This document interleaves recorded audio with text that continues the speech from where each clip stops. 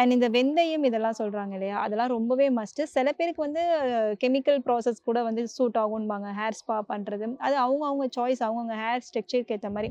இப்ப பேபி ஹேரா இருக்குல்ல, ம். குழந்தையிலேருந்தே அதே ஹேர் என் ஹேருக்கு நான் எந்த கெமிக்கலுமே போட்டதில்ல அப்படிங்கிறவங்களுக்கு வெந்தயம்லாம் சூட் ஆகும். இதே நீங்க கெமிக்கல் ட்ரீட்டட் ஹேரா இருக்கு அப்படின்னா, நீங்க ஹோம் ரெமெடிஸ் எதுவுமே சூட்டே ஆகாது.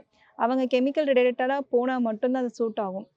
எது வேணுமோ பண்ணிக்கோங்க. பட் ஹேர் ஸ்மூத்தனிங்கா, அந்த ஹேர் ஃபால் இல்லாம அத பார்த்துக்கோங்க. ஃபர்ஸ்ட்டு தண்ணி பயங்கரமா நல்லாவே குடிக்கணும். அந்த தண்ணி எப்படி வேணாலும் இருக்கலாம். ஜூஸா குடிக்கலாம். ஜூஸஸ்னா ஃப்ரூட் ஜூஸஸ் குடிக்கக்கூடாது ஆக்சுவலி. ஃப்ரூட்ஸ வந்து நீங்க அப்படியே சாப்பிடுறது தான் பெட்டர். ஓகே. ஃப்ரூட் ஜூஸஸ் வந்து குடிச்சோம் அப்படின்னா, அதில இருக்கிற சுகர் கன்டென்ட் தான் நம்ம பாடியில போயிட்டு அப்சர்வ் ஆகும். ஸோ வெஜிடபிள்ஸ் ஜூஸஸ் வந்து எவ்வளோ வேணாலும் குடிக்கலாம். தண்ணி குடிக்க பிடிக்காதவங்களுக்கு நான் ஒரு இது சொல்றேன். ஸோ அந்த மாரி ஜூஸஸ் சாப்பிடுறது கொஞ்சம் நல்லா வந்து புரோட்டீன் உள்ளது நெறைய சாப்பிடணும்.